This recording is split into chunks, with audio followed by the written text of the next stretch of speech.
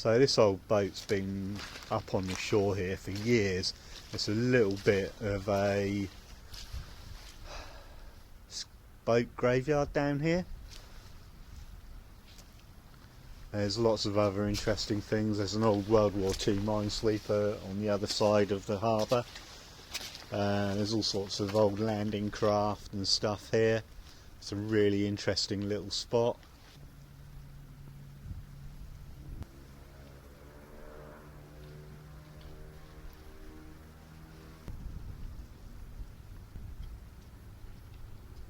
It used to be a steam-powered paddle steamer, a ferry locally here. So I came down here because I wanted to talk about wide-angle lenses and composition, how to use them. I use wide-angle lenses a lot in my photography. So for me, or you might consider anything below at 35mm to be wide angle. For me, wide angle starts at about 24mm on a full frame camera and probably goes down to maybe 15mm. Anything below that is probably a fisheye. And likewise for a crop sensor camera like the Z50, I would say like 16mm is the beginning of wide angle, and down to probably about 10mm, and anything below that would give you a fisheye effect. The one thing you want with a wide angle lens is for it to be rectilinear, which basically means it's going to have the smallest amount of distortion in it as possible. The very nature of wide angle lenses means there's a fair bit of distortion in them though. Modern lenses and cameras do a really good job of controlling that, but you can minimise that effect with careful composition.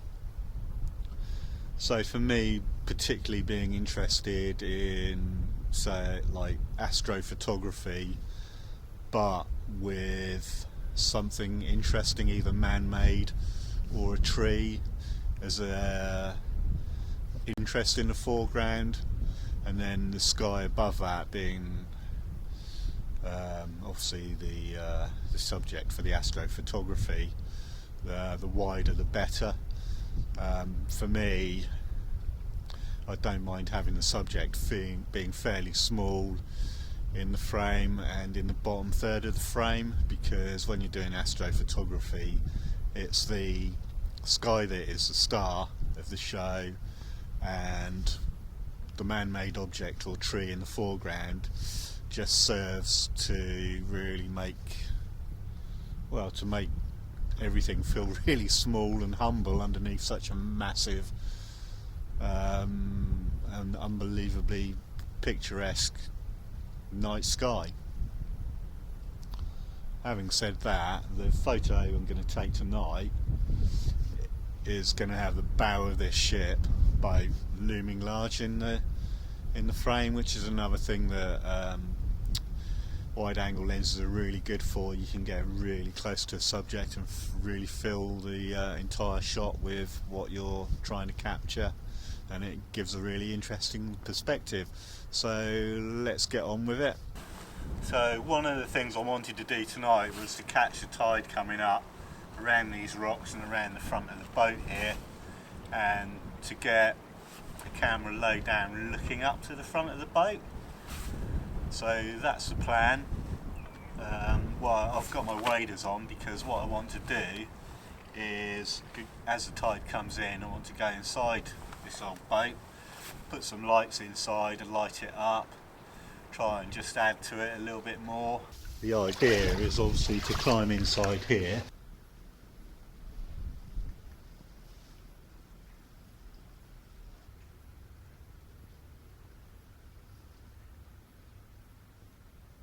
And then I'm going to put a little yellow light probably on the other side of this bulkhead here, just to shine through the holes at the front of the boat, make it a bit more interesting. I'll wait for the tide to come in. So one of the reasons why a wide angle lens is so good is because there's probably only about maybe 2.5–3 meters between the front of the boat here and the camera over here, and then another meter behind the camera is this wall, so I can't get back any further. So if I had 24mm lens on, I might be pushed right up against the wall. Anything more than that and I probably wouldn't be able to get this shot at all. I'd have to use a completely different composition. I think now is a good time to go and put my orange light in the boat.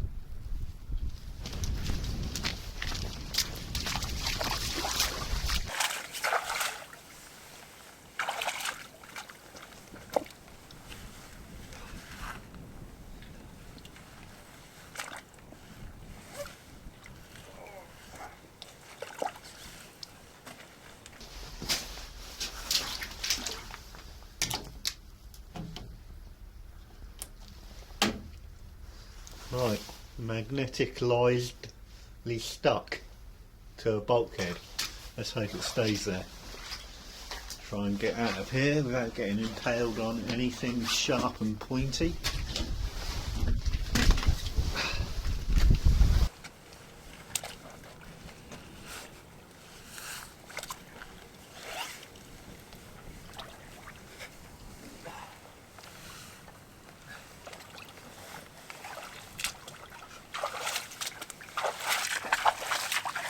As well as my orange light in the boat, I've got a little purple light over here, and over here the other side of the bow is my blue light, up to 100%. I don't know if they're going to be enough to overpower these lights, but they might just cast enough light on the hull of the boat to give me the effect that I want. So let's give it a go. I am set up with my camera here. I'm using the Z5, got my 20mm f1.8G on, and it is centered right on the center line of the bow of the boat, looking up ever so slightly. I've got the lens set to f11 because I want everything to be in focus, and I'm probably going to do about a 30-second exposure. See how that comes out. So we're all set up, let's take a shot. Put the 10-second timer on. Not that we need 10 seconds, but in fact, let's just lower that to 2 seconds. Be much better. Right, there we go. Right, let's focus, and there we go. Gives a 30-second exposure, so it's going to be another 30 seconds of noise reduction on top of that as well. That's the exposure done.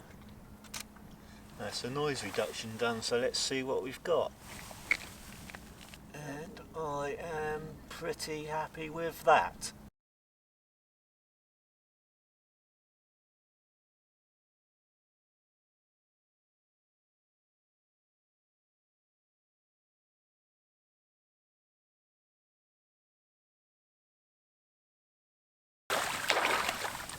I've had an absolutely brilliant night at this old wreck. The tide's coming in and I'm pushing my luck a bit, so time to head off before I get cut off by the tide. And then tomorrow we'll do some wide angle daylight stuff, just so I can explain a bit more.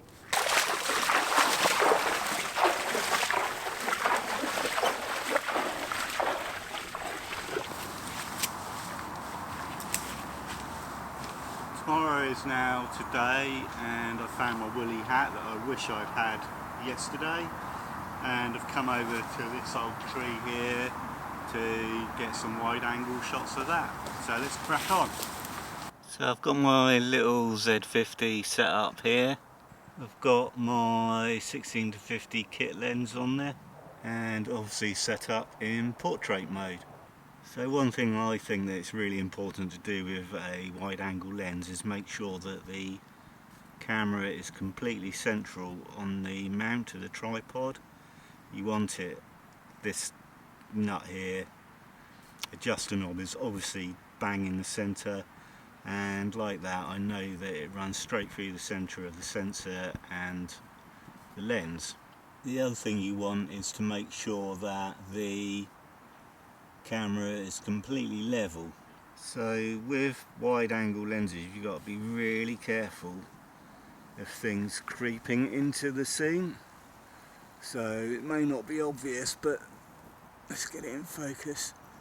These tree branches are overhanging, and if you're not careful you'll get a little bit like one of these creeping into the top or the corner of your image and ruining it. And I don't like having to crop to remove things. Sometimes you just can't get away with it, so it's worth double checking all the time to deal with those before you take the shot. This shot here is a prime example of how I can't have the centre of the tree trunk in the middle of the screen because there's too many things creeping in from either side of the image, and you have to be very careful with that. Quite often when it doesn't matter with trees so much, but if you had a tall thin building or a post or something and it's not in the centre of the screen, it starts to lean inwards. So I think the countryside would be quiet, but I don't know what that's going on over there. Don't think it's gunshots, but there's some noisy person over there. Anyway, I like to shoot with my camera fairly low to the ground, and I find that adds to the perspective. Now in this shot I don't want the camera really low to the ground because there's loads of weeds standing up about a foot or two high, and if I have the camera down any lower I think it might be quite distracting. So I always try and shoot in portrait. It's just my preferred style, especially for astrophotography. It seems to work much better because you get more sky in. But there are times when landscape really works, like in this image coming up next. So this old replica of a Chinese bridge in the landscape format I think really works because it plays to the advantages of a wide angle lens. Ow. Got a prickle in my bottom. This is a classic example of watching for things creeping into the corner of the image. Tree branch. Sorry about that. Try and not be distracted by it. So the chances are you've got a camera that came with a kit lens. If it's a crop sensor camera, the kit lens probably starts at 16 or 18 millimeters. If it's a full frame camera, it probably starts at 24 millimeters, and they're ideal gateways into wide angle photography. They also offer the advantage that at 16mm or 24mm they're probably going to have their widest aperture, something like f3.5 or f4. If you're really lucky it might be f2.8.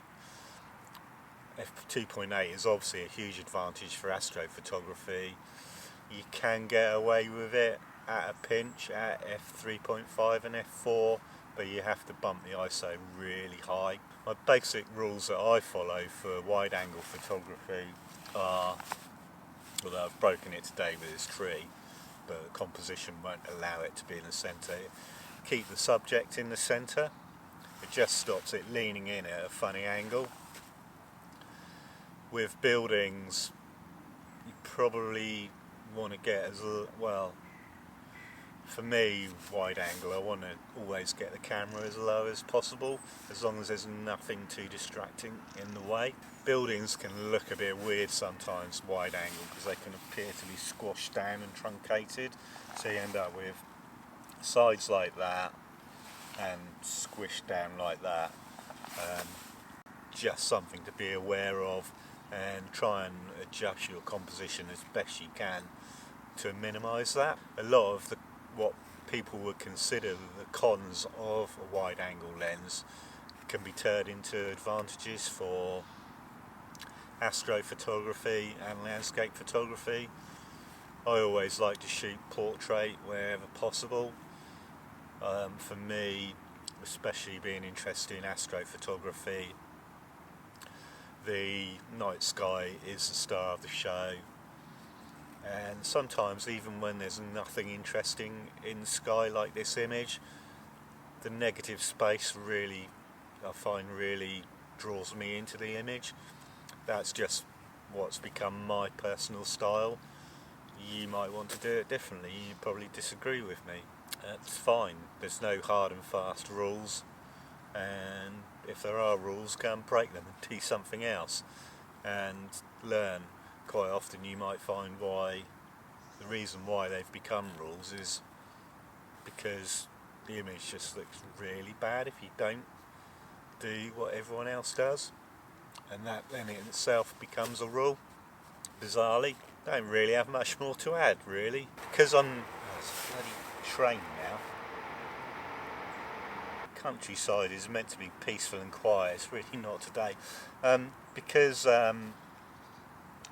the image I've taken today really is quite appalling of this tree. Up now, I'm going to show you a couple of images that I took maybe a year or two ago using the Sony A6000 and the Samyang F2. Oh, another train. You can shut up as well.